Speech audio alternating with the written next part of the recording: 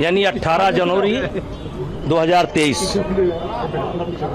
को आप लोग यहाँ पर मौजूद थे और तब मैंने कहा था कि ये एक साजिश है, षड्यंत्र है और अगर मेरे ऊपर कोई आरोप सही पाया जाएगा तो मैं स्वतः फांसी पर लटक जाऊंगा। और आज तक मैं उसी बात पर कायम रहा और आज लगभग 3 साल के बाद कोर्ट ने मुझे और विनोद जी को बाइज्जत बरी किया है। सर, एक लंबा संघर्ष आप लोगों ने झेला, जिस तरीके से आपके ऊपर लगातार आरोप लगाए जा रहे थे, जंतर मंतर पर प्रदर्शन भी हो रहे थे, ऐसे सर वो कितना वक्त, किस तरह का वक्त मैं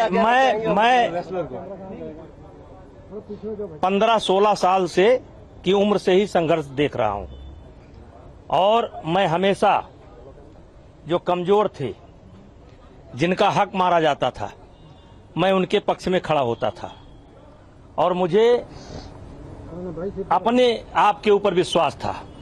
मैं सामने वाले को नहीं जानता हूं कि सामने वाले के दिल में क्या है, लेकिन मैं अपने आप को जानता था और मुझे पूरा विश्वास था कि मेरे साथ न्याय होगा और मेरे साथ न्याय हुआ और कभी मैंने अपने आप को अपराधी महसूस ही नहीं किया।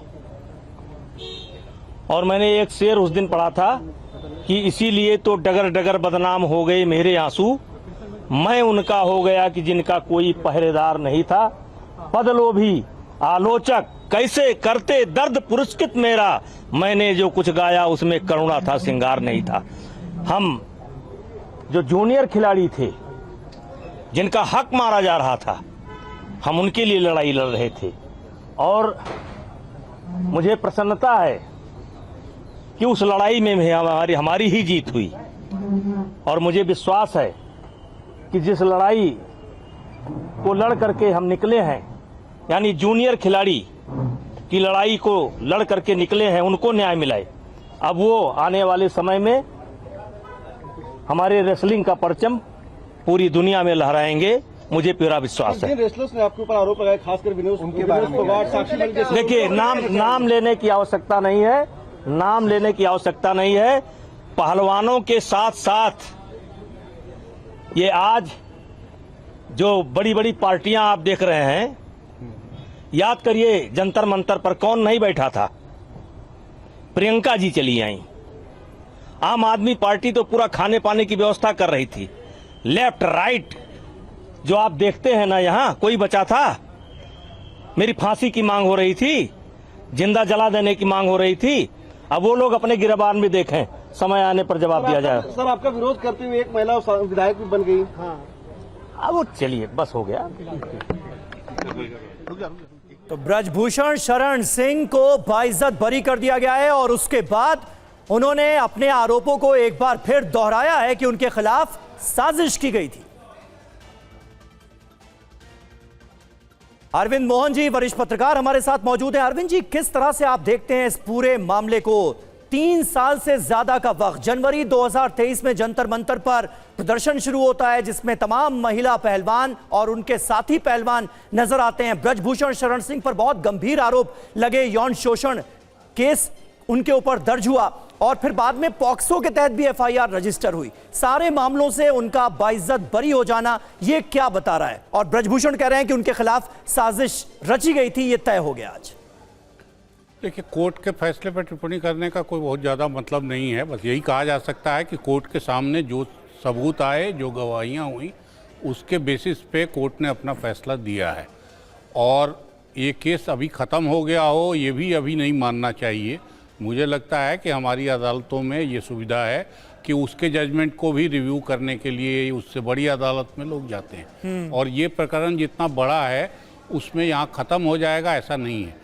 लेकिन 3 साल ब्रजभूषण शरण सिंह और बीजेपी उनके साथ वो इस प्रकरण पे जिस तरह से बैकफुट पे थे, आज उनका रुख एकदम बदला हुआ है और ये कोर्ट के फैसले की बात है। मुझे लगता है कि जो लड़कियां निकल के आई थीं और जिन्होंने ये आरोप लगाए, वो भी एक तरह का एक हिम्मत लेके चली हैं, लेकिन उनके साथ भी यही अपमान का भाव जुड़ा रहा होगा, बल्कि ज़्यादा जुड़ा रहा होगा जो आज ब्रजभूषण शरण। तो इसलिए कोर्ट का जजमेंट एक पॉइंट है, इसका पॉलिटिकल लड़ाई और वो लड़ाई भी एक अलग पक्ष है। मेरे ख्याल आज के जजमेंट से निर्दोष भी साबित हुए हैं और पॉलिटिकल लड़ाई में भी उनका अपर हैंड हुआ है। बिल्कुल, ये एक सियासी तौर पर भी क्या ये फायदा आगे पहुंचाता नजर आएगा, क्योंकि सियासी तौर पर भी नुकसान उठाना पड़ा था और रेसलिंग फेडरेशन ऑफ इंडिया के अध्यक्ष के तौर पर भी उनको जो अपनी सीट है, अपनी जो कुर्सी है, वो गंवानी पड़ी थी। समीर चौगावकर सर भी इस वक्त हमारे साथ जुड़ गए। समीर जी, आप कैसे इसको देखते हैं? क्या अब इसका जो असर निजी तौर पर ब्रजभूषण शरण सिंह, जिन्हें लगातार एक के बाद एक नुकसान उठाना पड़ा था, बैकफुट पर आना पड़ा था, और अभी तो हम सुन रहे थे वो ये बोल रहे थे ये कुछ नहीं बल्कि उनके खिलाफ एक साजिश थी और इसमें कई राजनीतिक दल भी शामिल थे। निश्चित रूप से मुझे लगता है कि ब्रजभूषण सिंह शरण के लिए एक बड़ी राहत लेकर आया और उससे बड़ी राहत मुझे लगता है कि भारतीय जनता पार्टी के लिए भी है क्या। लेकिन अब 2027 के चुनाव के पहले ये फैसला आना, मुझे लगता है ब्रजभूषण सिंह की अब राजनीति किस दिशा की ओर जाती है। जिस तरीके से वो लगातार एक उत्तर प्रदेश में उनके जो बयान आ रहे थे, कहा जा रहा था कि वो पार्टी के विरोध में अपने बयान दे रहे हैं, तो क्या अब उनका रुख बदलेगा? क्या उनका बेटा जो सांसद बना था उनकी सीट पर, उसकी जगह वापस वो सांसद बनेंगे, या उत्तर प्रदेश के विधानसभा चुनाव में अपने बेटे को चुनाव लड़वाएंगे और खुद लोकसभा जाएंगे, या क्या राजनीति होगी? ये देखने वाली बात होगी।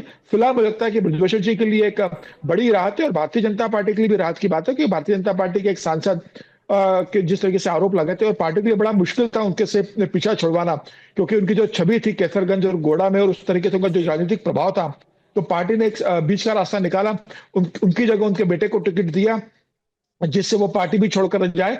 लेकिन कुछ दिनों से उसके समाजवादी पार्टी के करीब जाने के चर्चे चल रहे थे। अब देखते हैं इसके बाद वो राजनीतिक फैसला क्या लेते हैं। क्या वो भारतीय जनता पार्टी में फिर सक्रिय होते हैं या कोई राजनीतिक दल देखते हैं, या भारतीय जनता पार्टी फिर उन्हें राज्यसभा भेजती है, देखना बात होगी। फिलहाल मुझे लगता है ये खबर दोनों के लिए, भारतीय जनता पार्टी के लिए भी और ब्रजभूषण शरण सिंह के लिए भी बड़ी राहत लेकर आई है। जी बिल्कुल, समीर चौगावकर जी बने रहे आप हमारे साथ, अरविंद मोहन जी भी हमारे साथ मौजूद हैं। इस बड़ी खबर पर कुछ और अपडेट आएगी तो हम आपको देंगे।